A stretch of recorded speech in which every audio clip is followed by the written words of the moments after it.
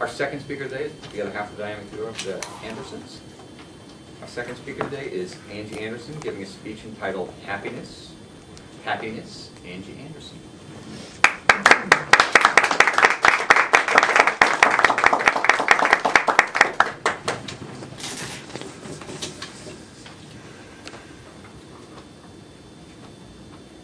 Are you happy? Just take a minute. Is your life what you predicted it would be? Is your life what you hoped it would be? Do you ever look up and say, how did I get here? Not with a happy tone of voice, but with a hopeless tone of voice. Toastmasters, I have a confession to make. I have a great life. I have beautiful children, I have a great husband, I have a lovely home, I even have well-behaved dogs. I have all of these things, and yet there are days, usually around 3:30 in the afternoon, that I look up and I try to roll the tension out of my shoulders and I say, how did I get here? How did I get here? Do you ever feel that way? Even though you know you shouldn't? It's like a naughty secret. I have a way, 3-step plan, to do what the Rabbi Shechtel suggested in the 1950s. He suggested that happiness is not having what you want, it's wanting what you have. Sheryl Crow said it again in the 90s. It's not having what you want, it's wanting what you've got.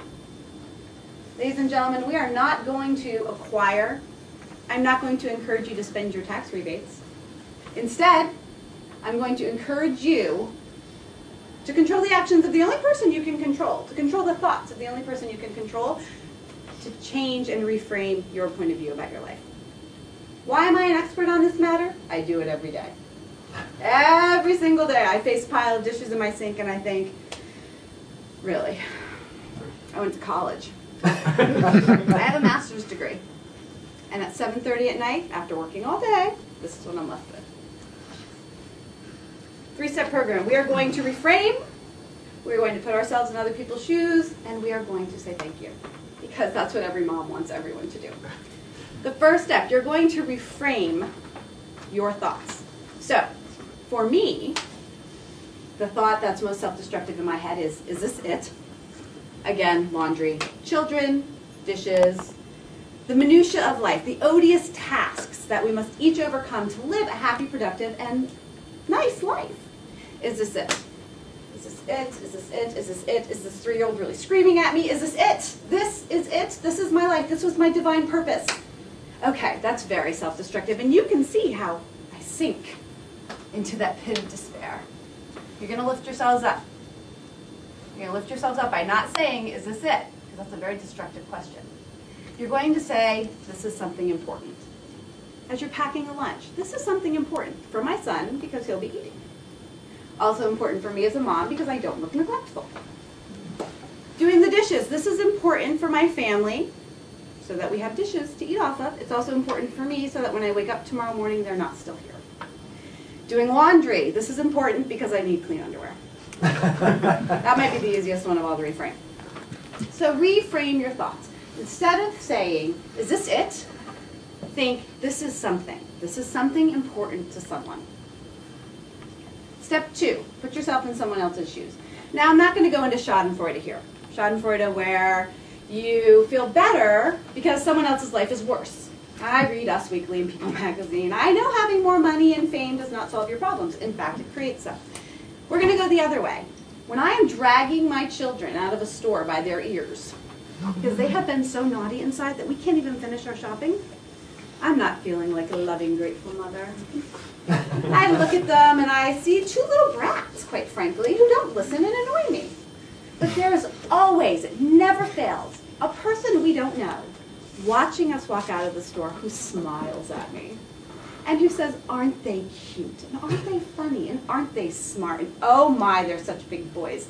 And you know what? They're right. They are funny and they are cute and they are smart and they are such big boys.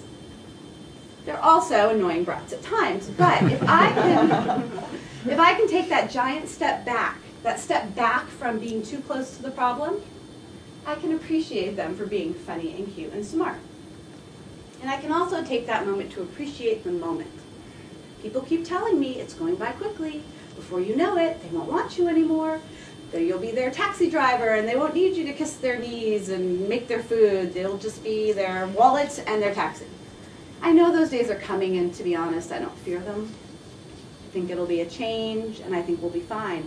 But I do want to appreciate them when they're loving and cute and kind. And if you think back on your own life, you might remember a time when you wish you had appreciated that moment at that time. So put yourself, see your family, see your life from the point of view of others, and it will probably look better. The third thing to do is say thank you.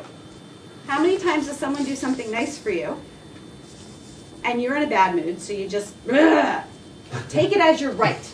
Fine. Last night, prime example. My husband comes home from a long day of work.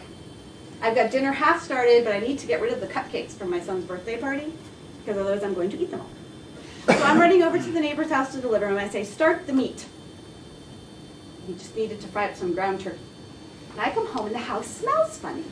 Not bad.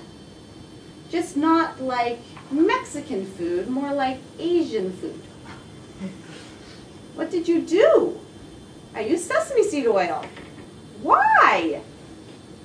Because we're having stir fry? No, that's horrible. Open a window. Bad, no. And as I was opening the window, I thought, oh my gosh, that was just horrible. He was doing something really nice, and I just bit his head off and spit it out because I'd had that kind of a day. I did, in my defense, go back and give him a hug and say thank you. And then I tried to be nicer. So take that instant rejection of niceness and turn it into an appreciation. Even if it's not done right, it got done. Having what you want is a powerful motivator. It motivates our dreams. It motivates us to reach for things. Wanting what we have brings us happiness. So Toastmasters, the next time someone says to you, are you happy? If you've used these three things, reframing, putting yourself in someone else's shoes, and being grateful when people do nice things for you, you will most likely be able to say yes. Mr. Toastmaster.